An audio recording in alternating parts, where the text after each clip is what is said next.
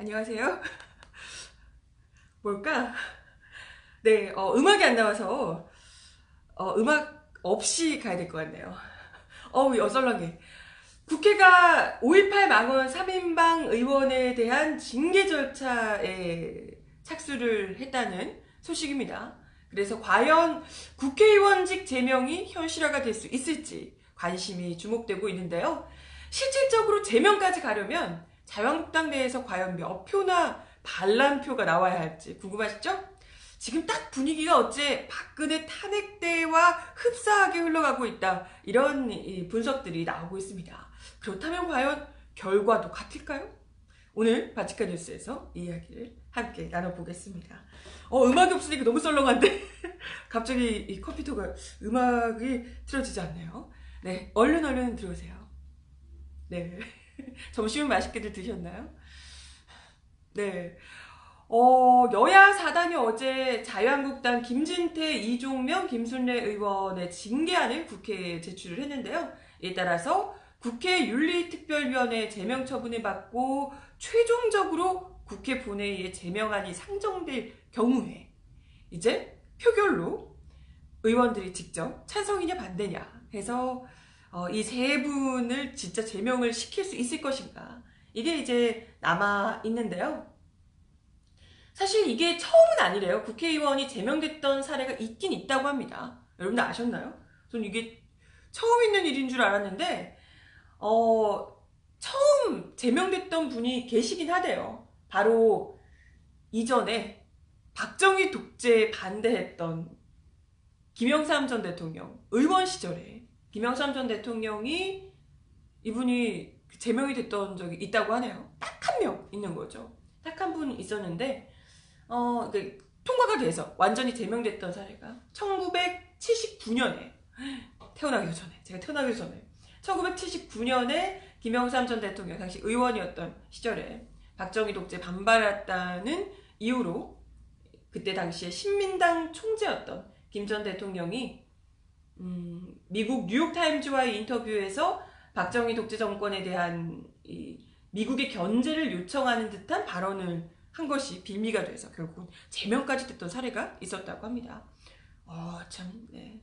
그런 일이 있었는데 이번에는 그때 사실 어떻게 보면 독재 반대하는 이런 좀 뭐랄까요, 명예롭고 어떻게 보면 그 김영삼 당시 의원도, 김영삼 총재도, 그때 전 대통령도 제명이 당하면서도 굉장히 떳떳했겠지만 지금 이 세 분 같은 경우에는 그때와 너무 다른 케이스긴 합니다만, 본인들은 뭐 떳떳하실까요? 여전히 뭐 사과 같지 않은 사과를 계속, 사과도 아니죠. 계속해서 본인의 주장을 끝까지 관철시키고 있는 이런 모습들이시던데, 글쎄 그분들은 뭐 떳떳하실지 모르겠지만 아무튼 그때 제명됐던 그 김영삼 전 대통령과는 완전 다른 그런 케이스라고 볼 수가 있을 듯합니다. 예, 국민들의 지탄을 받, 그때는 뭐 국민들에게 뭐 박수를 받았겠지만 지금 새 의원은 태극기 부대 외에는 뭐 대부분의 국민들에게 지탄을 받고 있는 상황이기 때문에 너무나도 다른. 그래서 중요한 건 제명이 되냐 안 되냐 이거잖아요. 일단 의원 제명안이 처리가 되려면 자유한국당 소속 의원들 중에서 한 15표에서 20표 정도가 찬성표를 던져야 한다고 합니다. 될까 이게? 될까요? 일단 현재 국회 재적 의원이 298명, 제명안 의결 정족수는 199표 이상이라고 합니다. 3인방 징계안을 제출한 여야 4당, 더불어민주당 의원, 그리고 바른미래당, 민주평화당, 정의당 의석을 모두 합하면 176석이고요. 진보정당인 민중당, 그리고 무소속 의원들이 만약에 모두 찬성을 한다고 한다면 184석이라고 합니다. 네. 모두 다 찬성을 해도, 자유한국당 제외하고 다 찬성을 해도 184석입니다. 여기 이탈표가 있으면 큰일 나는데 아무튼 다 찬성을 하더라도 184석이에요. 그렇다면 자유한국당에서 최소 15명 이상은 제명안에 찬성을 해야만 제명이 가능하다. 이런 이제 계산이 나오게 되는 거죠. 일단 뭐 의석 현안만 보면 저도 뭐 이야기 드렸었지만 제명까지는 굉장히 험난해요.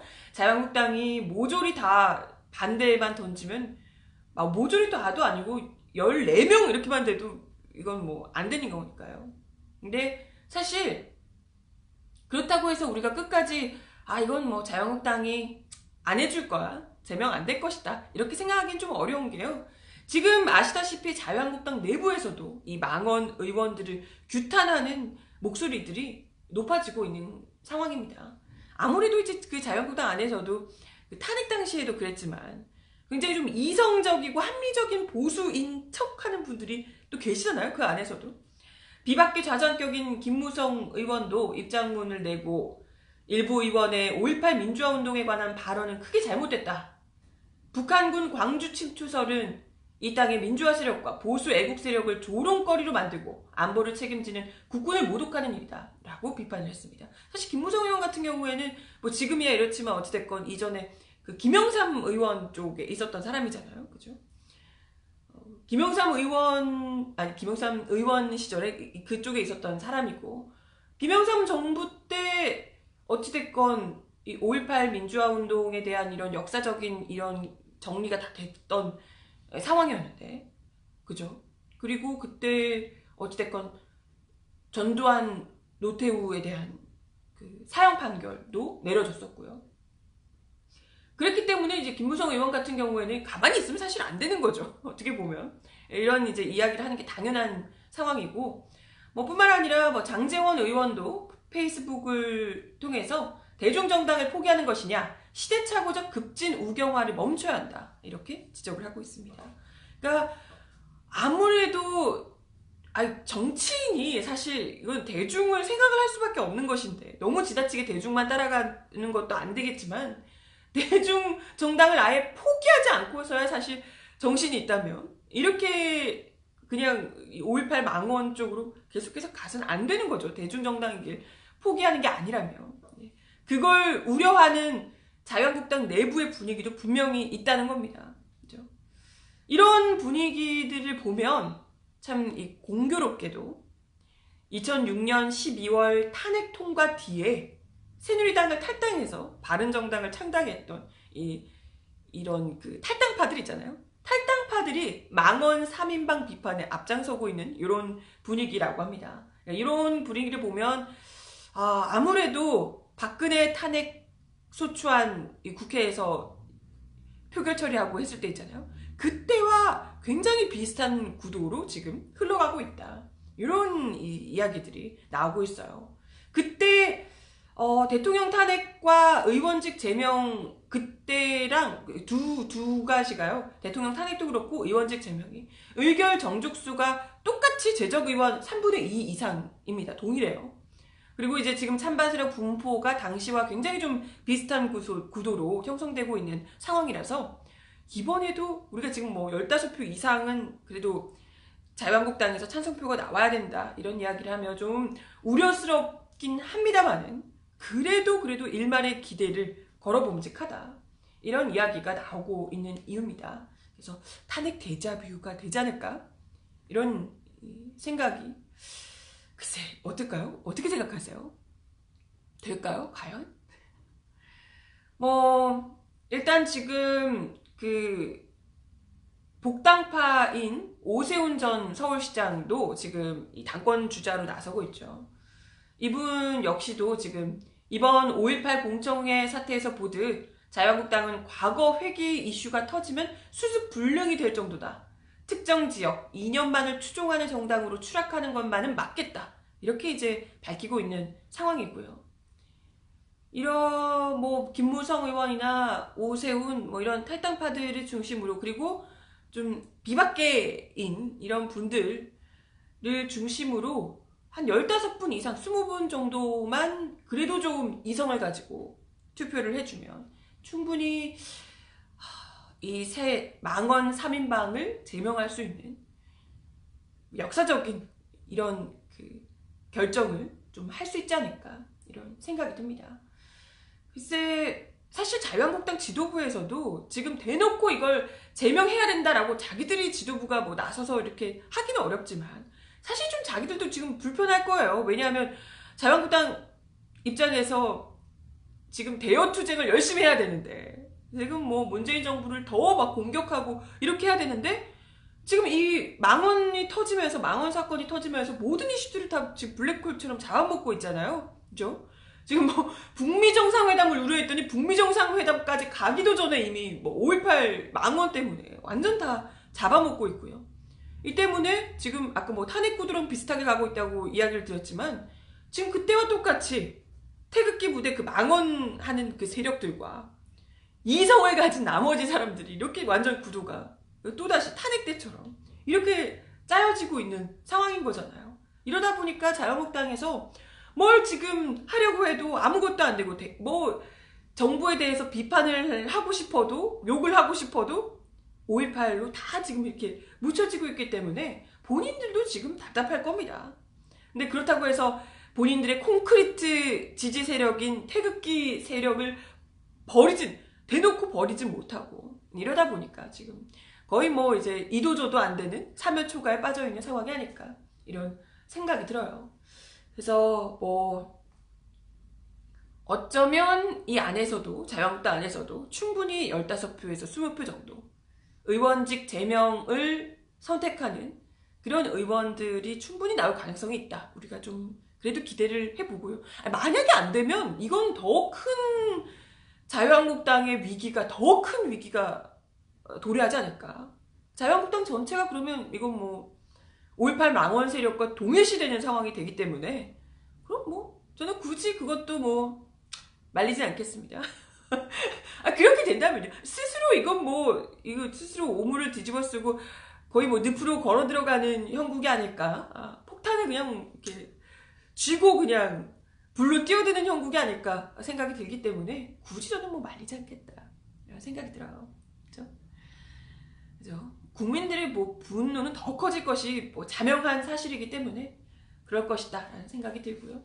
이런 상황에서 지금 계속해서 여러 매체들이며 여기저기서 지금 거론되고 있는 문제가, 당 지도부가 너무나도 제 역할을 못해주고 있다, 너무나도 무능하다, 자유한국당 지도부가, 이런 지적들이 나오고 있어요. 지금 가뜩이나 당 지도부가, 이 지금 자유한국당이 그야말로 그 어느 때보다도 지금 총체적 난국을 겪고 있는 이런 상황에서, 이 위험한 위기 상황에서 나경원 원내대표가 지금 미국을 또 가셨다고 해요.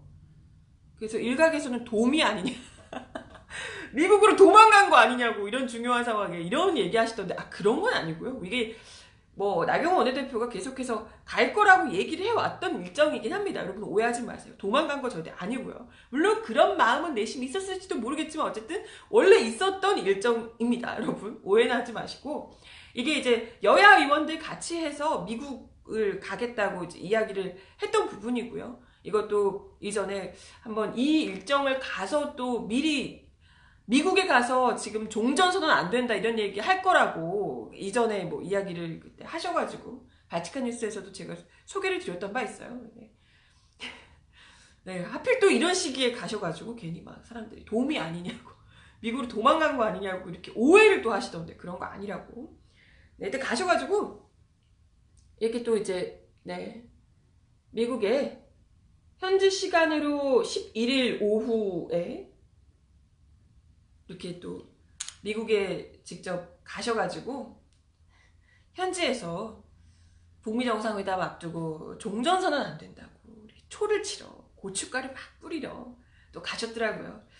글쎄 거기 말고 집안 단속부터 먼저 하셔야 될 것 같은데, 집안이 막 집안이 난리가 나는데 그런 건 이제 뭐 아몰랑 모르겠다고 내팽겨치고, 지금 잘 돼가고 있는 한반도 평화에 굳이 고춧가루를 뿌리러 거기 또 미국까지 날아가셨더라고요. 진짜 참 갑갑한데, 거기서 그런 얘기를 하셨다고 합니다. 주한미군 철수나 한미연합훈련을 축소시키는 종전선언이 정치적 선언이라는 이유로 섣불리 이루어져서는 안 된다. 한반도 비핵화와 북한의 비핵화가 혼용돼 쓰이면서 북한의 비핵화가 먼저가 아닌 한반도 비핵화를 얘기한다. 사실상 주한미군 철수나 한미연합 축소 등으로 한미동맹이 흔들릴까 하는 게 가장 큰 우려다 라고 이야기를 했다고 합니다. 그리고 또 그 베트남에서 2차 북미 정상회담이 열리게 되잖아요. 이와 관련해서도 베트남 하노이가 회담 장소라고 하니 저는 파리협정만 생각난다. 파리협정 이후에 베트남은 공산주의 국가가 됐다. 무슨 상관이지? 베트남의 장소가 됐기 때문에 베트남이 공산주의 국가가 됐다. 이거랑 뭔 상관이지 대체? 네, 뭐 모르겠지만 어쨌든 굳이 그걸 가지고 와서 얘기를 하시면서 남북관계, 미북관계, 북미협상 등의 속도 조절이 필요하다. 종전선언에 대한 논의는 주한미군 철수, 유엔사 해체 등에 대한 정치적 논란을 불러일으키며 한미 동맹을 심각하게 훼손시킬 수 있기 때문에 신중하게 접근해야 한다라고 주장을 했다고 합니다.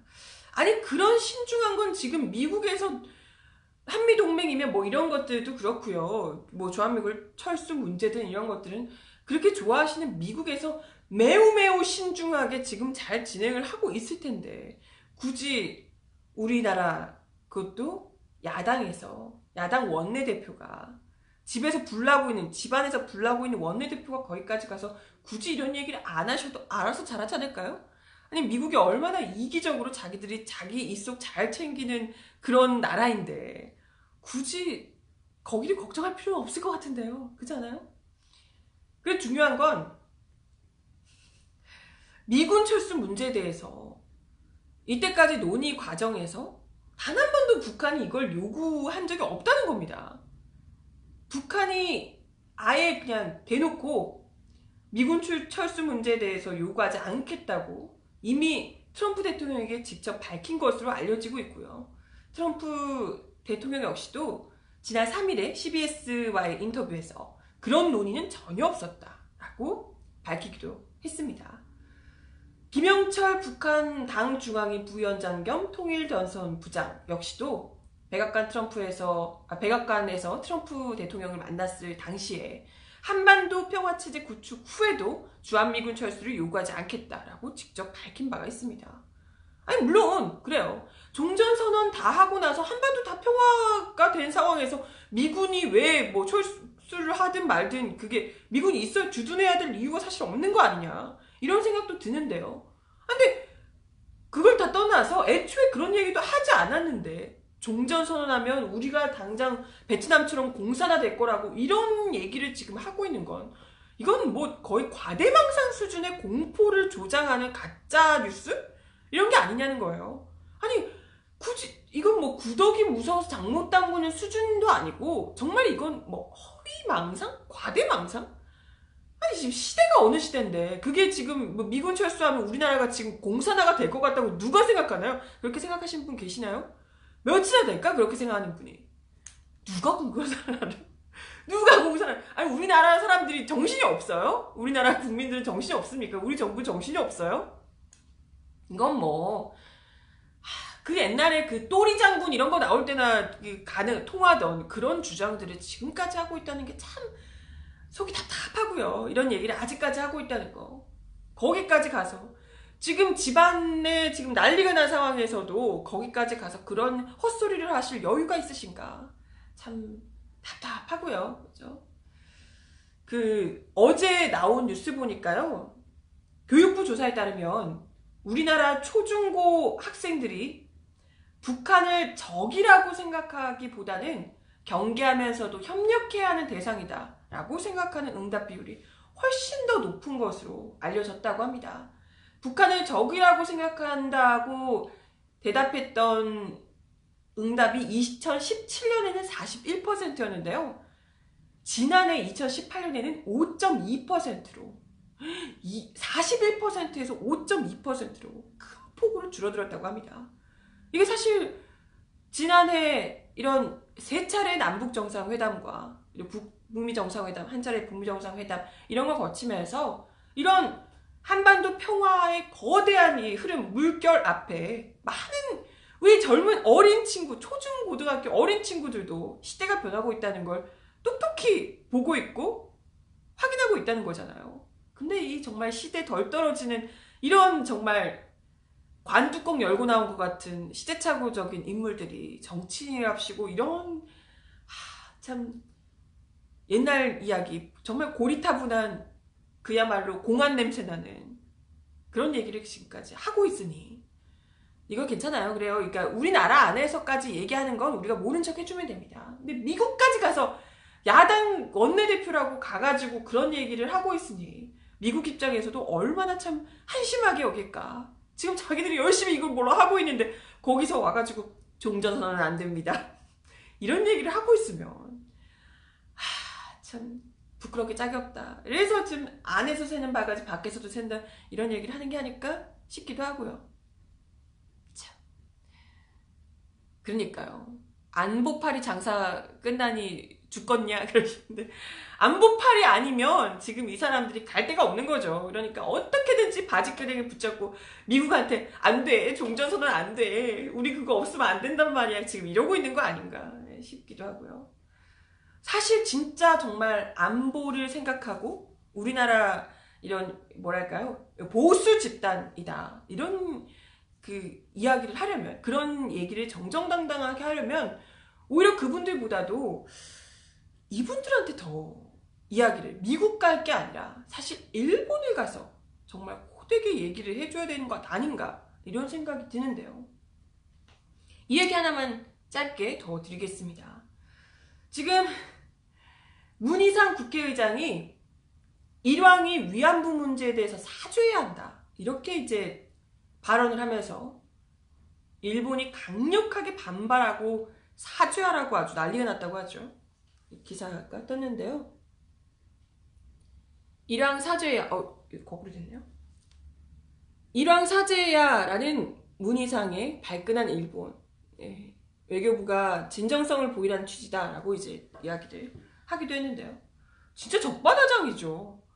아니 일왕이 위안부 문제에 대해서 사죄해야 되는 건 당연한 거잖아요. 우리 계속해서 이야기했던 부분인데 이에 대해서 일본이 아주 난리가 났다고 합니다. 이게 사실 아베 총리가 이걸 이용해서 계속해서 이제 이 극우 프레임으로 반한 감정을 높이면서 자기 지지율을 높이기 위해서 계속해서 지금 일본이 이런 식으로 하고 있는 상황인데요. 아무튼 문희상 의장은 지난 8일에 블룸버그 통신과의 인터뷰에서 아키히토 일왕을 전쟁범죄 주범의 아들이다. 팩트 아닌가? 맞는데요. 그렇게 얘기하면서 위안부 피해자 문제 해결 방안과 관련해서 일본을 대표하는 총리나 곧 퇴위하는 일왕의 한마디면 된다. 고령 위안부의 손을 잡고 진정 미안했다 라고 얘기하면 그걸로 해결된다. 팩트잖아요. 우리가 계속해서 얘기했던 부분이잖아요. 진정성 있는 사과 이게 우선시돼야 된다 라고 이야기를 정말 이건 무조건 해줘야 하는 말인데 문희상 의장이 그렇게 이야기를 하셨다고 인터뷰가 나오니까 일본에서 완전 난리가 났다고 해요.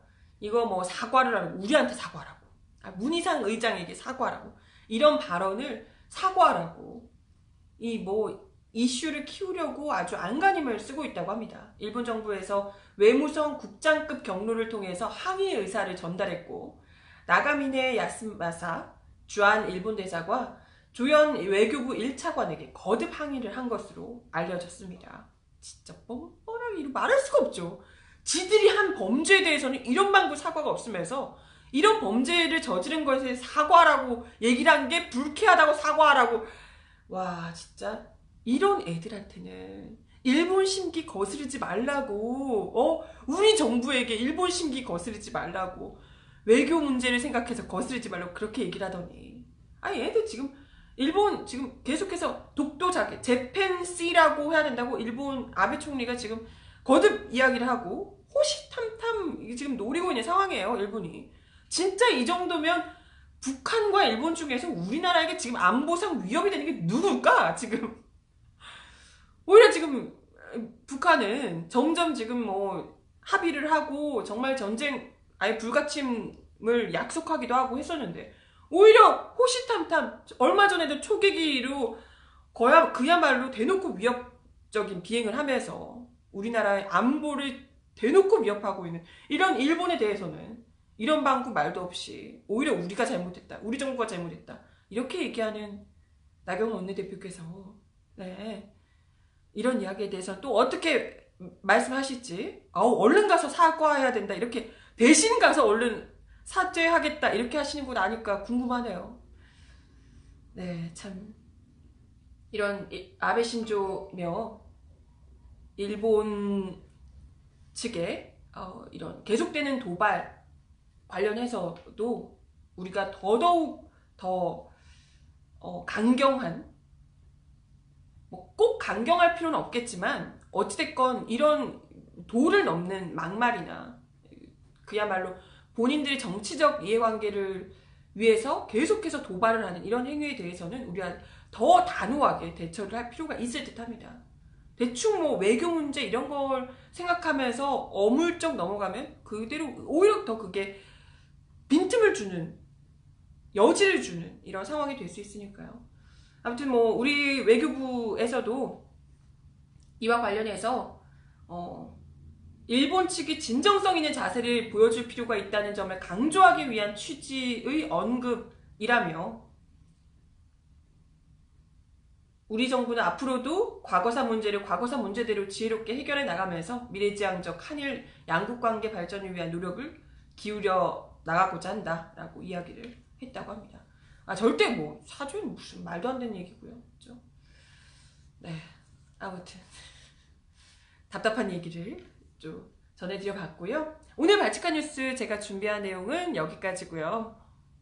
네, 오늘도 함께 해주셔서 감사드리고 발칙한 뉴스는 내일 12시 30분에 다시 오겠습니다. 그럼 좋은 하루 보내세요. 내일 다시 만나요. 안녕.